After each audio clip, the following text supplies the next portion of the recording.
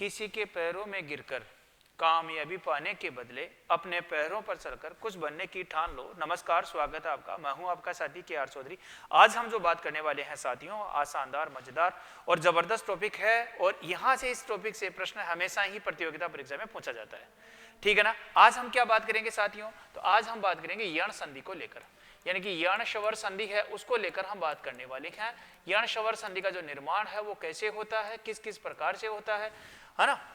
Shower संधि हमारी चल रही है। शवर संधि का जो चौथा वेद है वो कौन सा है साहब, यण संधि है। इसको लेकर हम बात करने वाले हैं।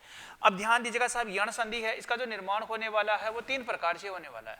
यण संधि का जो निर्माण है वो 3 प्रकार से होने वाला है। कैसे कि ई या ई के बाद में होना चाहिए साहब असमान शवर। ई या ई के बाद में क्या होना चाहिए, असमान शवर होना चाहिए। तब इस ई के स्थान पर क्या हो जाएगा, ये हो जाता है। एक पैटर्न तो ये है। इसकी पहचान क्या होती है, इसकी पहचान ये होती है कि अगर ये से पहले वाला वर्ण है वो क्या मिलेगा साथियों, आपको हल्यंत है वो मिलने वाला है। ये से पहले वाला वर्ण जहां हल्यंत मिले, समझ जाओ संधि कौन सी होने वाली है, तो वहां होने वाली है आपकी यण संधि होने वाली है। एक पैटर्न तो ये है। दूसरा पैटर्न क्या है साहब, तो दूसरा पैटर्न यह है कि ऊ या दीर्घ ऊ के बाद में क्या होना चाहिए, यहां पर भी होना चाहिए साहब असमान शवर।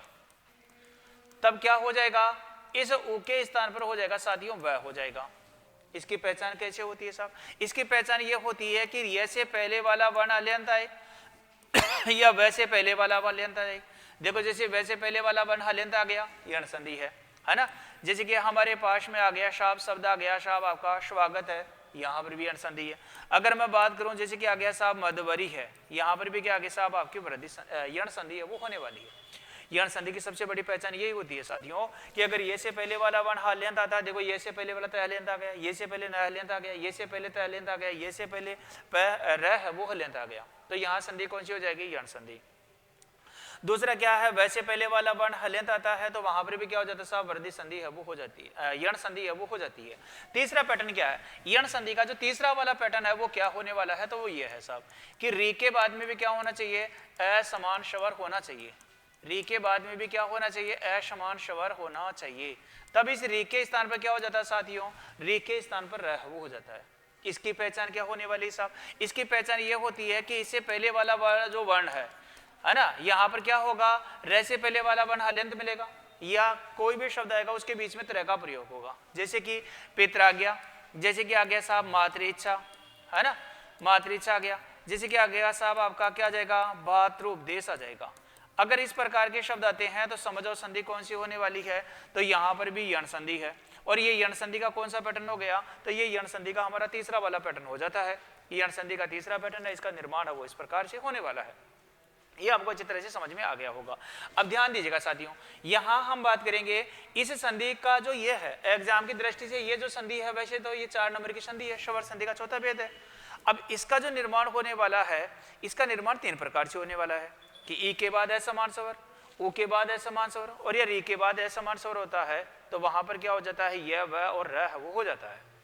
अब ये जो संधि है वो एग्जाम की दृष्टि से बहुत बहुत महत्वपूर्ण रही है। महत्वपूर्ण क्यों रही है साथियों, इसका क्या कारण रहा है, इसका कारण ये रहा है कि इसमें जैसे भी हम जो उपसर्ग पढ़ते हैं, उपसर्ग जो बनते हैं, तो ज्यादातर जो उपसर्ग है उनका जो प्रयोग होता है वो इन दोनों पैटर्नों में होता है। ई वाला और ऊ वाला पैटर्न है उसमें होता है। तो एग्जामिनर का टारगेट रहता है कि या तो वो उपसर्ग से प्रश्न पूछ ले या आपका क्या होगा, संधि से प्रश्न पूछ ले। तो अगर इनसे प्रश्न पूछेगा तो आप आराम से कर पाएंगे। समझ में आ गया साथियों। तो अब हम जो ये वाला जो पैटर्न है इसमें हम जो बात करेंगे साथियों, पहले तो हम बात करेंगे भाई इससे कैसे उदाहरण बनता है, फिर हम बात करेंगे साहब ऊ से कैसे बनेगा, फिर जो आपका ये वाला है री है, इस री से बनने वाले उदाहरण है वो कैसे कैसे बनने वाले हैं, कैसे कैसे आपको ध्यान रखना है, ठीक है ना। और ये जो संधि है ना, इसकी पहचान करना बहुत आसान होती है, आराम से आप कर पाएंगे। संधि से पूछेगा तो भी कर पाएंगे, संधि उपसर्ग में पूछेंगे तो भी आप कर पाएंगे। तो हम इस पैटर्न को लेकर हम बात करते हैं। एक बात और समझनी है आपको, क्या ध्यान रखना है भाई, यहाँ पर हम बात करें कि भाई ई के बाद में इधर क्या होना चाहिए, असमान स्वर। अब ये असमान स्वर कौन से होते हैं, असमान स्वर का मतलब हो गया कि भाई ई के बाद इधर भी ई नहीं आना चाहिए। अगर ये ई और ई, इधर भी ई है और इधर भी ई आ गया तो ये तो क्या हो गया, समान हो गया। तो जब समान स्वर होता है तो वहां दीर्घ संधि होती है, इसलिए यहाँ पर कर दिया गया कि साहब इसके बाद में क्या होना चाहिए, असमान स्वर होना चाहिए। अब ये असमान स्वर कौन से होते हैं साहब, तो ये असमान स्वर का मतलब हो गया कि भाई ई के बाद ई नहीं होना चाहिए। तो क्या हो सकता है, ए और आ हो सकता है, ओ री, ए, ऐ, ओ, औ, ये कोई सा भी स्वर है वो हो सकता है, वो सभी क्या कहलाएंगे? असमान स्वर कहलाएंगे। इसी संदर्भ में क्या है साहब, ऊ के बाद में भी क्या होना चाहिए? असमान स्वर। ऊ के बाद असमान स्वर का मतलब हो गया भाई ऊ ही नहीं आना चाहिए, तो क्या आ सकता है? ए हो सकता है, आ हो सकता है, ई हो सकता है ना, दीर्घ ई हो सकता है, फिर री हो सकता है, ए हो सकता है, ऐ हो सकता है, ओ है, औ है ना, ये कोई सा भी स्वर हो सकता है, वो सभी क्या कहलाएंगे? असमान स्वर कहलाएंगे। इसी प्रकार से जो री है, इस री के मामले में भी यही है बात कि री के बाद में भी क्या होना चाहिए? असमान स्वर ही होना चाहिए, तो री के स्थान पर क्या हो जाता है? र हो जाता है। ये हमने समझने का प्रयास है वो किया। अब इससे बनने वाले उदाहरण है वो हम समझने का प्रयास है वो करेंगे, है ना, और उसके बाद में आगे वाला जो पैटर्न है वो हम बात करेंगे। अभी हम जो बात कर रहे हैं साहब, ये बात कर रहे हैं कि या तो क्या होगा, या तो होगा साहब ई होगा, या तो क्या होगा? ई होगा, या दीर्घ ई होगा, उसके बाद में होना चाहिए साहब असमान स्वर, असमान स्वर होना चाहिए, तब इस ई के स्थान पर क्या हो जाता है? यह हो जाता है। ये हमारा पैटर्न है साहब, है ना, ये हमारा जो पैटर्न है वो चल रहा है। अब यहां हम समझने का प्रयास करेंगे भाई इसमें पहचान तो हम कर लेंगे, जैसे कि हमने देखा ये वाले उदाहरण है, इन उदाहरणों को समझने का हम प्रयास करते हैं। जैसे कि हमारे पास में शब्द आया साहब प्रत्येक आया, है ना, जैसे कि आया साहब आपका प्रत्येक आया। इसी प्रकार से अगर हम बात करें तो जैसे कि प्रत्यय आता है ना, प्रत्येक आ गया, प्रत्यय आ गया, ऐसे देखो शब्द आ गया जैसे कि प्रत्यक्ष आ गया, है ना, ये उदाहरण आ गए। अब इनमें आपसे पूछा कि बताओ संधि कौन सी होने वाली है, तो हम आराम से बता पाएंगे, देखो ये से पहले वाला हल्यंत है, इधर भी ये से पहले वाला वर्ण हल्यंत है, जहां ये से पहले वाला वर्ण हल्यंत मिलता है तो संधि कौन सी हो जाएगी? आपकी यण संधि हो जाएगी, ठीक है ना। अब समझो साहब, अब इसका संधि विच्छेद हमसे अगर पूछेगा कि साहब संधि विच्छेद क्या होने वाला, इसका संधि विच्छेद किस प्रकार से बनता है, तो देखो आपको कुछ नहीं करना। अगर ये से पहले वाला वर्ण है, ये से पहले वाला वर्ण हल्यंत मिलता है तो आपको कुछ नहीं करना, इस ये को बदलना किसमें? ई में। तो ये देखो ये से पहले वाला वर्ण कौन सा? तय, तो देखो प्रत्यय ऐसा कैसा गया क्या?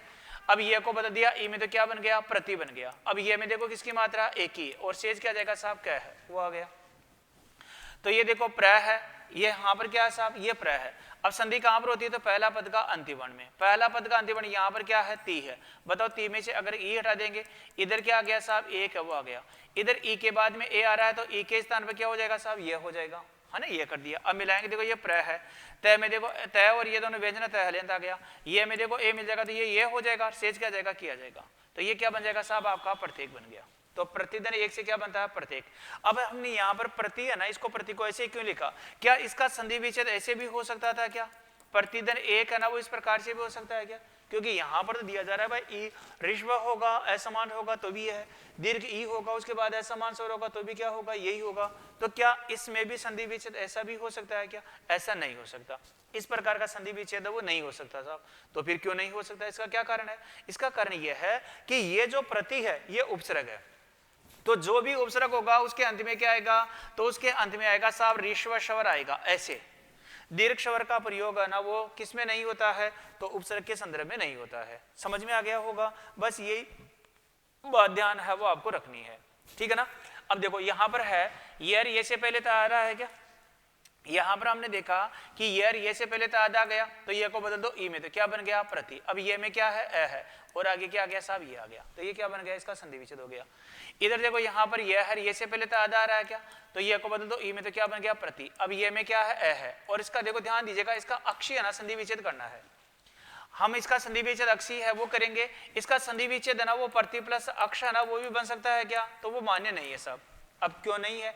ये जो प्रत्यक्ष है ना, प्रत्यक्ष का मतलब होता है आंखों के सामने, जैसे कि मैं आपकी आंखों के सामने हूं, आप मेरी आंखों के सामने हो, वो प्रत्यक्ष वाली स्थिति कहलाती है। तो यहाँ क्या होता है, ये जो अक्ष है ना, इस अक्ष के दो अर्थ निकलते हैं। एक तो इसका अर्थ निकलता है साहब आंख निकलता है, और एक इसका अर्थ निकलता है दूरी। जैसे आता है ना सूर्य से चंद्रमा की दूरी, पृथ्वी से सूर्य की दूरी, ये यहाँ इस स्थान से उस स्थान की दूरी, तो वो हो गया। तो अब यहाँ पर कोई बोले कि मतलब इसका अर्थ ये लूंगा, तब ये जो प्रत्येक शब्द आता है इसका अर्थ है ना वो इस प्रकार से नहीं निकलता, आंखों के सामने नहीं निकलता, इसलिए इसका संधि विच्छेद है ना वो अक्ष लिया जाता है। अक्ष का एक ही अर्थ निकलता है, वो आंख निकलता है, और यहाँ पर इसके दो अर्थ निकल गए, एक अर्थ आंख हो गया, एक क्या हो गया साहब? दूरी हो गया। तो इस प्रकार से दो अर्थ होने की वजह से यहाँ पर है ना वो इसका एक ही अर्थ है वो लिया जाता है। ये आपको समझ में आ गया होगा। अब समझो साहब, तो इसका संधि विच्छेद क्या हो गया? प्रतिदिन अक्ष है ना वो हो गया। अगर मैं बात करूं जैसे कि हमारे पास में शब्द आ गया साहब न्याय है ना, न्यून है, ऐसे जैसे शब्द आ गया साहब हमारे पास में न्यस्त है। अब मैं पहले तो उदाहरण है ना वो कराने वाला हूं जो इस संधि में क्या होने वाले हैं साहब, उपसर्ग से बनेंगे, उपसर्ग से बनने वाले हैं, वो उदाहरण हम बात कर लेंगे।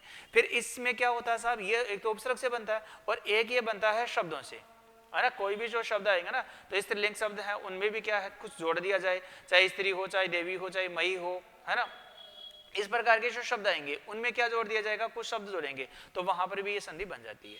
तो पहले तो हम यहाँ पर उपसर्ग से बनने वाले उदाहरण है वो पढ़ लेते हैं, फिर यहाँ पर हम बात करेंगे साहब ये शब्दों से कैसे बनने वाली है। तो यहाँ पर देखो ये से पहले ना आधा आ रहा है क्या, तो ये को बदल दो ई में, तो क्या बन गया नी, ये में क्या है आ है, और आगे क्या आ गया ई आ गया, तो इसका संधि विच्छेद क्या हो गया, नी प्लस आई हो गया। इसका संधि विच्छेद नी प्लस आई है ना वो नहीं कर सकते, इस रूप में नहीं कर सकते।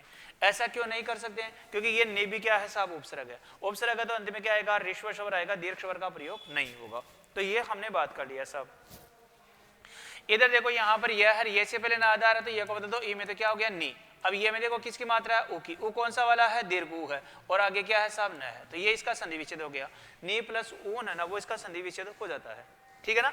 इधर देखो यहाँ पर आया न्यस्त, देखो ये से पहले ना आधा आ रहा है तो ये को बदल दो ई में, तो नी हो गया, ये में क्या है ए है, और आगे क्या आ गया साहब ऐसा कैसा गया, तो ये क्या बन जाएगा, नी प्लस अस्त है ना वो इसका संधि विच्छेद हो जाता है, ठीक है ना।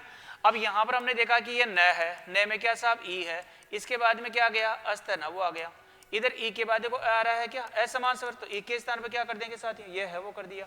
अब देखो न और ये दोनों व्यंजन है तो न हल्यंत है, ये में ए मिल गया तो ये पूरा हो गया और बाकी का ऐसा कैसा गया, तो ये क्या बन गया, ये बन गया साहब न्यस्त ना वो बन गया, तो निधन अस्ते क्या बन जाता है न्यस्त।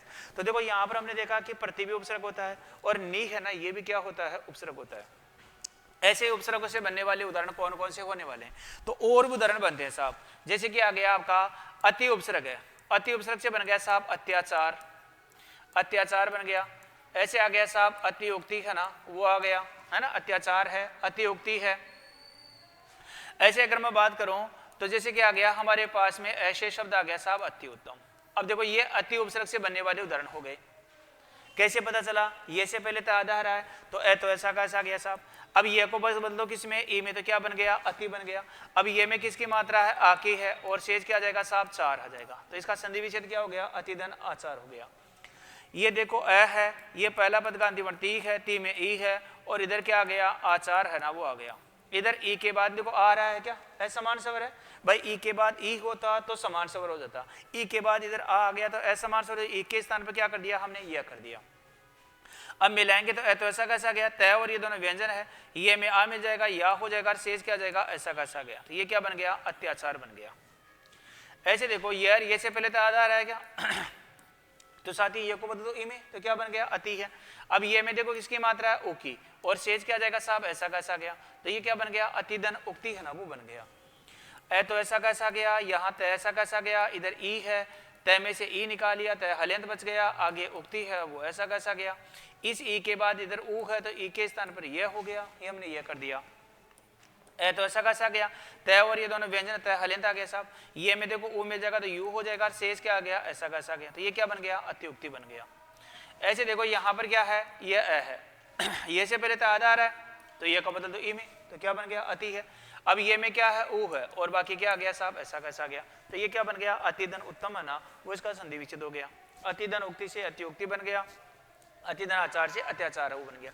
ये अति भी उपसर्ग है इसलिए यहाँ पर क्या होगा अंत में क्या आएगा साहब ऋस्व स्वर से बनने वाला उदाहरण इस प्रकार से आएगा। आ गया समझ में साथियों। ऐसे देखो और उपसर्ग आते हैं कैसे, जैसे कि हमारे पास में शब्द आ गया साहब ये वाला आ गया, जैसे कि अध्याय आ गया, इसी प्रकार से अध्ययन आ गया, जैसे कि अध्यक्ष आ गया। ऐसे देखो जैसे कि व्यवहार आ गया है ना, व्याकरण आ गया, ऐसे व्याप्त आ गया, ये उदाहरण आ गए। अब आपसे पूछा गया कि बताओ इनमें संधि कौन सी होने वाली है, हम आराम से बता पाएंगे साथियों। कैसे बता पाएंगे, क्योंकि यहाँ पर हमने देखा कि ये से पहले दा आधा रहा है तो ए तो ऐसा कैसा गया, ये को ई में बदल दिया तो अधि हो गया, ये में आ है और आगे क्या है साहब ये है ना। संधि वहां होती है तो संधि होती है साहब प्रथम पद के अंतिम वर्ण में, प्रथम पद का अंतिम वर्ण क्या है दी है, दी में क्या साहब ई है और इसके बाद में क्या आ गया आ है ना वो आ गया।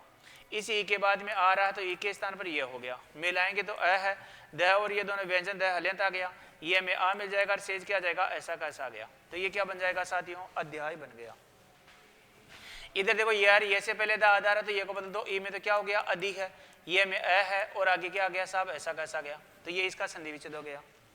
इधर देखो यार ये से पहले द आ रहा है तो इसको अ को किस में बदल दो, ई में, ये को बदल दिया ई में तो क्या बन गया अधि, ये में क्या है अ है और शेष क्या आ जाएगा से आ जाएगा। ध्यान दीजिएगा एक हमने अभी जो बात की थी ना प्रत्येक शब्द, प्रत्येक शब्द में तो क्या आता है प्रतिधन अक्षी आता है और इसके अलावा आपको कुछ ध्यान नहीं रखना। जैसे कि अध्यक्ष है ना, अब इसका संधि विच्छेद हम अधि प्लस अक्षी नहीं करेंगे, अधि प्लस अक्षी करेंगे। समझ में आ गया होगा। चलो साथियों ऐसे देखो ये तो बन गया साहब अधि उपसर्ग से बनने वाले हो गया। इधर देखा हमने ये से पहले वादा रहा क्या, तो ये को बदल दो ई में तो क्या हो गया वी, अब ये में देखो क्या है अ है और आगे क्या गया साहब ऐसा कैसा गया, तो वी प्लस अवहार है ना वो इसका संधि विच्छेद हो गया। इधर देखो यहाँ पर वह है तो ये को बदल दिया ई में तो वी है ना, अब ये में क्या आ जाएगा आ जाएगा और शेष क्या आ जाएगा साहब कर्ण है वो आ गया, तो वी प्लस आ कर्ण है इसका संधि विच्छेद हो गया। इधर हमने देखा कि वह है वह से पहले आधा रहा है क्या, तो ये को बदल दिया ई में तो वी और ये में क्या है आ है और शेष क्या आ जाएगा साहब आपका पा, तो ये क्या बन जाएगा वी प्लस आपसे व्याप्त बन गया। ये संधि बहुत आसान होती है। ये जितने भी आ रहे हैं ना, ये जितने भी हमने जो देखा है चाहे प्रति हो चाहे नी हो चाहे अभी हो चाहे अधि हो है ना, और चाहे आपका वी हो, ये सारे उदाहरण किसके हैं साहब ये उपसर्गों से बनने वाले। उपसर्ग में प्रश्न कैसे आता साहब, ऐसे मुझे लगा व्यवहार शब्द में कौन सा उपसर्ग है, आप बता देंगे साहब वी है। संधि को पूछेंगे तो आप बता देंगे साहब कौन सी संधि है, यण संधि है। समझ में आ गया क्या। और देखो साहब इसमें कैसे उदाहरण आते हैं, इसी संधि से बनने वाले उदाहरणों में अगर मैं बात करूं और उदाहरण है वो कैसे आएंगे, जैसे कि आ गया साहब पर्यावरण है, जैसे कि आ गया साहब पर्याप्त है, जैसे कि शब्द आ गया हमारे पास में पर्यंत है ना। अब यहाँ पर देखो साहब ये परि उपसर्ग से बनने वाले हमारे क्या हो जाएंगे साहब उदाहरण हो जाएंगे। परि उपसर्ग का प्रयोग होता है तो भी यहाँ पर संधि है वो कौन सी हो जाती है, यण संधि हो जाती है। तो अब यहाँ पर देखो साहब यहाँ पर इसका संधि विच्छेद करते हैं हम, तो ये देखो यह है तो पैतो ऐसा कैसा गया क्या, अब ये को बदल दो ई में तो क्या बन गया साहब परी बन गया। ये जो ये है ये के ऊपर जो रह लग रहा है जिसके ऊपर लग रहा है उससे पहले इसका उच्चारण होता है, तो ये के ऊपर लग रहा है ये से पहले उच्चारण हो जाएगा तो क्या बन जाएगा परी हो जाएगा। अब ये में देखो किसकी मात्रा है आ की है और शेष क्या जाएगा साहब ऐसा कैसा गया, तो ये क्या बन जाएगा परी प्लस आवरण बन जाएगा। देखो ये प है यहाँ पर क्या हो जाएगा साहब परी में रह में से ई निकाल दिया तो रह क्या बच गया हल्यन। अब यहाँ पर ध्यान दीजिएगा परी उपसर्ग है इसलिए यहाँ पर इसको ऐसे लिखा जाएगा। समझ में आ गया क्या, परी उपसर्ग है इसमें यहाँ पर क्या आएगा ऐसे आएगा, इस परी को हम ऐसे नहीं ले सकते हैं, ये परी है ना वो इस प्रकार से नहीं आ सकती, ठीक है ना, क्योंकि ये परी उपसर्ग है इसलिए यहाँ पर क्या आएगा साहब ऐसे ही आने वाला है।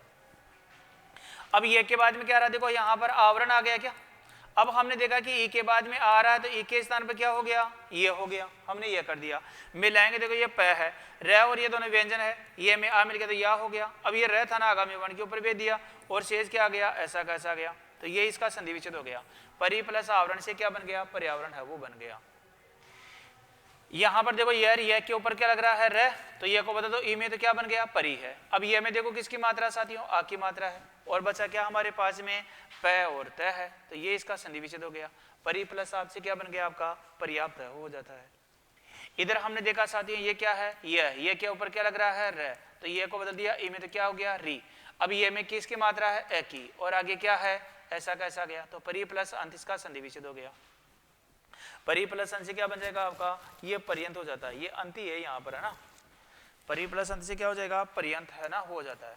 तो हमने देखा कि ये जो संधि है कौन सी संधि साहब यण संधि है। इस यण संधि का जो निर्माण होता है एक तो होता है उपसर्गों से और एक होता है आपका किससे, तो ये बनेगा शब्दों से। तो यहाँ पर हमने कुछ जो महत्वपूर्ण उपसर्ग हैं जो इस संधि में प्रयोग होते हैं उनको लेकर हमने बात है वो कर लिया है, ठीक है ना। ये वाला जो पैटर्न है इसको लेकर हमने समझने का प्रयास किया है। तो प्रत्येक है प्रत्यक्ष है प्रत्यय है ये तो प्रत्यय उपसर्ग से बन गया, ऐसे न्याय है न्यून है न्यस्त है ये न्यू उपसर्ग से बन गया, ऐसे अत्याचार अतियुक्ति है अति उत्तम है ये अति उपसर्ग से बन गया। अब यहाँ पर मैंने एक एक दो उदाहरणों के माध्यम से समझाने का प्रयास किया है, यहाँ आपको ये पता चल जाए कि साहब ऐसा ऐसा उपसर्ग होता है। फिर हमने क्या देखा है साथियों, तो यहाँ पर हमने अध्याय है अध्ययन है अध्यक्ष है ना ये देखा है, तो इनमें क्या है साहब अधि उपसर्ग का प्रयोग हो गया। फिर हमने देखा कि व्यवहार है व्याकरण है व्युत्पत्ति है, तो यहाँ पर वी उपसर्ग का प्रयोग हो गया। ऐसे हमने देखा कि पर्यावरण है पर्याप्त है पर्यंत है, यहाँ पर परि उपसर्ग का प्रयोग हो गया। तो इस प्रकार से भी क्या बनता है ये उपसर्ग है, उपसर्गों से क्या बनती है साहब ये संधि है वो बनने वाली है। एक पैटर्न तो ये हो गया कि जहाँ उपसर्ग का प्रयोग होगा तो भी ये क्या बन जाएगा साहब इसका निर्माण हो जाता है। अब होता है साहब उपसर्ग के बाद में ये शब्दों से भी बनती है, तो शब्दों से कैसे कैसे बनने वाली है, तो ध्यान दीजिएगा इसमें 2-3-4 शब्द है ना इन्हीं को प्रयोग करता है। जैसे कि स्त्री शब्द है ना इसको प्रयोग करेगा, जैसे कि नारी शब्द है ना इसको प्रयोग करेगा, है ना। जैसे कि देवी शब्द है, इसका प्रयोग है वो करता है। जैसे कि मही शब्द है ना, इसका है वो प्रयोग है वो करता है। समझ में आ गया क्या? तो इस प्रकार की जो शब्द आते हैं ना, चाहे नारी है, देवी है, स्त्री है ना, स्त्री है, मही है, जैसे कि आता गया साहब आपका वाणी है ना, ऐसे शब्द आ गया। अब ऐसे शब्द, ये सारे शब्द क्या है साहब? स्त्रीलिंग शब्द हैं। स्त्रीलिंग शब्दों से सबसे बड़ी पहचान क्या होती है? स्त्रीलिंग शब्द जहां भी होगा उसके अंत में क्या आएगा? दीर्घ स्वर है वो होने वाला है। कैसे? इस वाणी को हम ऐसे नहीं लिख सकते हैं साहब, वाणी को हम ऐसे नहीं लिख सकते। ऐसे देवी है ना, इस देवी को भी हम ऐसे नहीं लिख सकते। ऐसे स्त्री है या नारी है, नारी को हम ऐसे नहीं लिख सकते।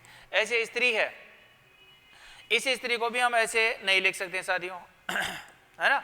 स्त्री जो शब्द है ना, इस स्त्री को भी हम ऐसे नहीं लिख सकते। आ गया समझ में? आ गया। ऐसे मही है, इस मही को भी हम ऐसे नहीं लिख सकते। तो जहां स्त्रीलिंग शब्द होगा उसके अंत में क्या आएगा? दीर्घ स्वर आएगा। अगर ऋस्व स्वर का आपने प्रयोग कर दिया अंत में तो ये गलत है।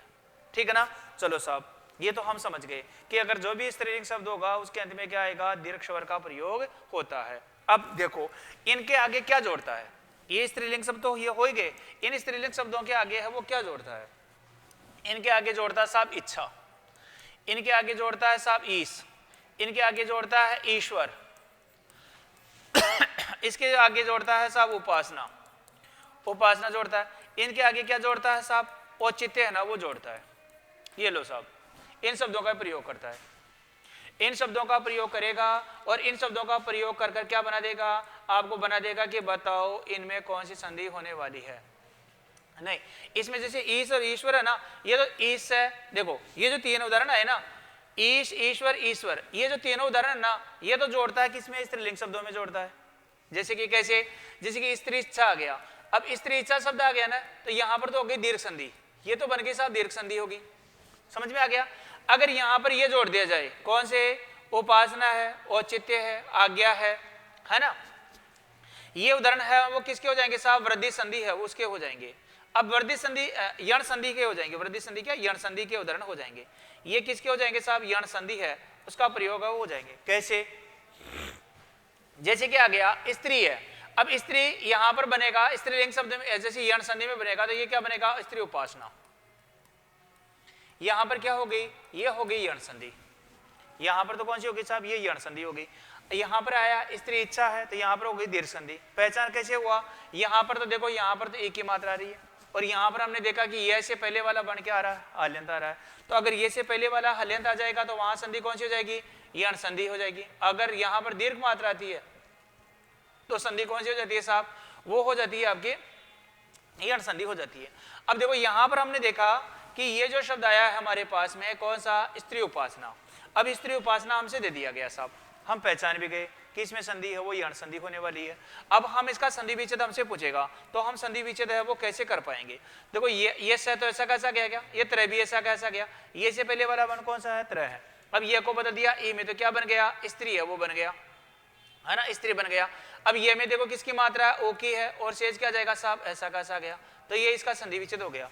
स्त्रीधन उपासना इसका संधि विच्छेद हो जाता है ना। तो ये देखो श है, ये त्रय है, त्रय में क्या साहब? ई है। इसके बाद में क्या आ गया? इसके बाद में आ गया उपासना आ गया, उपासना है वो आ जाता है। इस ई के बाद में ओ आता है तो ई के स्थान पर क्या हो जाएगा साथियों? ये हो जाता है, हमने ये कर दिया। अब मिलाएंगे, देखो ये श है, ये त्रय और ये दोनों व्यंजन आ गया, त्रय हल्यंत आ गया। इस ये में देखो ओ मिल जाएगा तो ये क्या हो जाएगा आपका? यू हो जाएगा। शेष क्या आ जाएगा साहब? ऐसा का ऐसा आ जाएगा। तो ये क्या बन जाएगा? स्त्री उपासना है हो जाता है ना। अब देखो ये जो शब्द है ना, इन शब्दों से मिलकर ही क्या करता है साहब? एग्जामिनर वो बनाता है। जैसे कि मैं बनाऊं, अब यहां पर हमने देखा, यहां पर देखा साहब ये वाला, यहां पर आ गया, ये बन गया नारीउचित आ गया। अब नारीउचित में संधि कौन सी है? तो यहां पर हमने देखा कि यह के ऊपर रह रहा है तो नारी। अब ये में किसकी मात्रा है? ए की मात्रा, ऊ की मात्रा, और शेष क्या जाएगा? ऐसा कैसा गया, तो नारीधन उचित हो गया। ये ना है, ये र है, र में क्या साहब? ई है। इसके बाद में इधर क्या आ गया? इधर आ गया उचित आ गया। इस ई के बाद ऊ आया, ई के स्थान पर क्या हो गया? ये हो गया। मिलाएंगे तो ये ना हो गया। र और ये दोनों व्यंजन है, ये में ऊ मिल गया तो यू हो गया। अब ये र था ना, आगामी वर्ण के ऊपर भेज दिया और शेष ऐसा कैसा गया, तो ये क्या बन गया? नारी उचित बन गया। ठीक है ना। इधर देखो, मैं अगर मैं बात करूं, जैसे कि हमारे पास में शब्द आया साहब ये वाला, देवी उपासना है वो आ गया, देवी उपासना है वो आ जाता है। अब देवी उपासना आ गया तो इसका संधि विच्छेद हम करते हैं साहब, तो ये संधि विच्छेद क्या हो जाएगा, देवी। भाई ये को वह को किसमें बदल दिया, ए में, तो देवी हो गया। अब ये में क्या है, ऊ है, और शेष क्या आ जाएगा साहब, ऐसा का ऐसा आ गया, तो ये क्या बन गया, देवीधन उपासना हो गया। ये दे, ये वह में ई है, इसके बाद में क्या आया साथियों, इसके बाद में आया उपासना। ई के बाद में क्या आ रहा, ऊ आ रहा, तो ई के स्थान पर क्या हो गया, ये हो गया। अब मिलाएंगे तो क्या बन जाएगा, देवी उपासना हो जाता है, देवी की उपासना करना। जैसे कि देखो हमारे पास में शब्द आता है साहब मैयाधार, यहां पर क्या आ जाएगा, मैयाधार आ गया। अब आपसे पूछे कि बताओ संधि कौन सी, तो ये से पहले है आधा आ गया क्या, तो मैं तो ऐसा कैसा गया, ये से पहले आधा आ रहा, तो ये को बदल दो ई में, तो ही हो गया। अब ये में देखो किसकी मात्रा है, आ की है, और शेष क्या जाएगा साथियों, आपका धार है वो आ गया, तो इसका संधि विच्छेद क्या हो गया, महीधन आधार है वो इसका संधि विच्छेद हो जाता है। महीधन आधार से क्या बन जाता है, मैयाधार है वो बनता है। तो यहाँ पर हमने देख लिया साहब, मही का मतलब क्या होता है, तो मही का मतलब होता है साहब पृथ्वी, इसका मतलब क्या हो जाएगा, पृथ्वी हो जाएगा। और आधार का मतलब क्या होता है, आधार का मतलब आधार होता ही है ना। तो यहाँ पर पृथ्वी का जो आधार होगा वो क्या कहलाएगा, मही आधार। ऐसे देखो जैसे कि मैं बात करूं, जैसे कि हमारे पास में शब्द आ गया साहब वाणियो चित्ते, ये शब्द आ गया। अब आपसे पूछे कि बताओ संधि कौन सी होने वाली है, तो देखो इसमें ना एक दिक्कत आती है। इसमें क्या दिक्कत आती है, हमने देखा कि दो मात्राएं आ गई साहब, और दो मात्राएं देखकर हम क्या कर देते हैं, तो यहाँ पर हम कर देते हैं वृद्धि संधि, जो कि गलत होता है। ध्यान दीजिएगा, वृद्धि संधि में ये से पहले वाला वर्ण अगर ये के ऊपर दो मात्रा लग रही है, ये से पहले वाला वर्ण हलंत आ रहा है, तो वहां पर वृद्धि संधि नहीं है, वहां पर कौन सी होगी, यण ही होगी। तो संधि विच्छेद करते हैं तो ये होता है वाणी, वाणी धन औचित्य है ना, वो इसका संधि विच्छेद हो जाता है साहब, वाणी धन औचित्य इसका संधि विच्छेद हो जाएगा। ये वाह है, ये न है, न में क्या साहब ई है, इसके बाद में इधर क्या आ गया, इधर आ गया औचित्य आ गया, इधर क्या आ गया साहब, औचित्य आ गया। ई के बाद असमान शब्द एक के स्थान पर क्या हो गया, ये हो गया। अब मिलाएंगे, देखो ये बात तो ऐसा कैसा गया, न और ये दोनों व्यंजन है, न हल्यंत आ गया।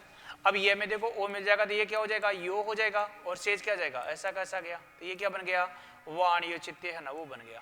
तो वाणी अगर उचित होगी, औचित्य जो शब्द बनता है ना, यहाँ पर क्या है, तो यहाँ पर उचित तो मूल शब्द है, और यहाँ पर क्या लगता है साहब, यह प्रत्यय लगता है। तो उचित शब्द में जब यह प्रत्यय लगता है तो वो क्या बन जाता है, औचित्य शब्द का निर्माण हो जाता है। भाई उचित शब्द में जब यह प्रत्यय लगेगा तो वहां पर क्या बन जाता है, औचित्य शब्द का निर्माण हो जाता है।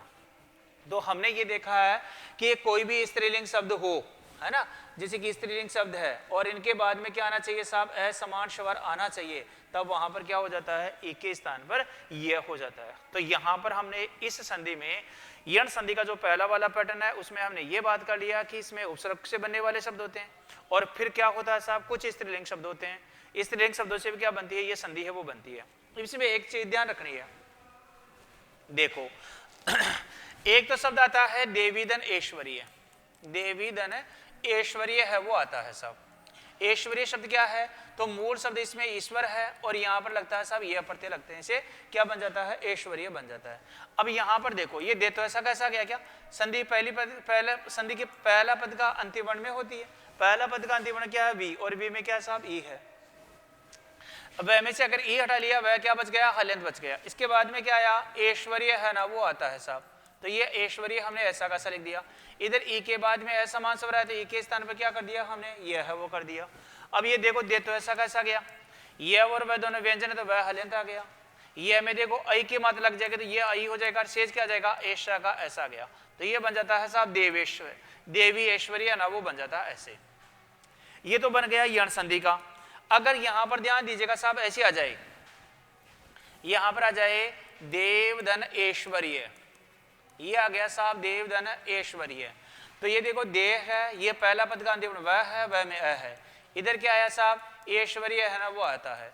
हम बात कर चुके हैं साहब वृद्धि संधि में कि अगर अ या आ के बाद में ए और आई आता है तो क्या हो जाता है, आई हो जाता है, हमने आई कर दिया। अब मिलाएंगे साहब, तो ये देखो दे है, वह में देखो आई मिल गया तो क्या हो गया, वही हो गया, और बाकी क्या आ गया, ऐसा का ऐसा गया, तो ये क्या बन गया, देवेश्वर्य बन गया। ध्यान दीजिएगा यहां पर भी देखो दो मात्राएं आ रही है ना, लेकिन यहां पर देखो वैसे ये नहीं आ रहा, ये से पहले वाला वर्ण हल्यंत आ जाए, दो मात्राएं आ जाए, लेकिन ये से पहले वाला वर्ण क्या आएगा, हल्यंत आएगा। जैसे कि यहाँ पर क्या आ गया, ये तय हल्यंत आ गया, तो यहाँ पर ये तो संधि यण संधि का पहचान है, यहाँ पर तो ये तो क्या हो जाएगा, ये तो यण संधि है, यहाँ पर तो ये तो यण संधि हो गई, और ये उदाहरण है ना वो किसका हो गया साहब, तो ये हो गया वृद्धि संधि का। तो ये वृद्धि संधि हो जाती है और यहाँ पर क्या हो जाएगी, यण संधि हो जाएगी।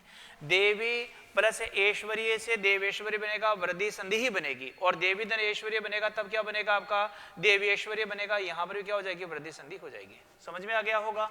ये वृद्धि, ये यण संधि का है और ये क्या हो जाएगा, वृद्धि संधि का उदाहरण हो जाएगा। तो इस प्रकार से अगर मिलते जुलते उदाहरण भी आ जाएं जहां दो मात्राएं आए, लेकिन दो मात्राओं में भी क्या है कि साथियों अंतर है वो आने वाला है। तो इस प्रकार का अंतर आता है तो आप आराम से पहचान सकते हैं। और आराम से जब पहचान सकते हैं तो संधि में प्रश्न जो गलत होने की संभावना है वो न के बराबर हो जाती है। तो आज हमने ये जो सेशन है, इस सेशन में ये समझने का प्रयास किया है कि यण संधि में ई के बाद ए समास होता है तो ई के स्थान पर यह हो जाता है, और यह होगा तो ये एक तो उपसर्गों से बनती है और ये एक शब्दों से बनती है। शब्दों से बनेगी तो भी ये से पहले वाला वर्ण हल्यंत आएगा, उपसर्ग से बनेगी तो भी ये से पहले वाला वर्ण हल्यंत आने वाला है। शब्दों से बनती है तो मुख्य रूप से ये किससे बनती है, तो स्त्रीलिंग शब्दों से ही बनती है। स्त्रीलिंग शब्द जो आएगा उससे क्या बनती है, ये संधि है वो बनती है। तो स्त्रीलिंग शब्दों से बनेगी तो हम आराम से वो समझ लिए। ठीक है साथियों, अब हम जो आगामी हमारी जो क्लास होगी उसमें हम जो बात करेंगे वो इसका दूसरा वाला पैटर्न है, वो बात करेंगे कि अगर ऊ के बाद ऐसा समास रहता है तो ऊ के स्थान पर क्या हो जाता है, सा वह हो जाता है। उसको लेकर हम समझने का प्रयास है वो करने वाले हैं। तो फिर मिलते हैं साथियों आगामी क्लास में। अभी के लिए इतना ही, बहुत बहुत धन्यवाद, नमस्कार, जय हिंद, जय भारत।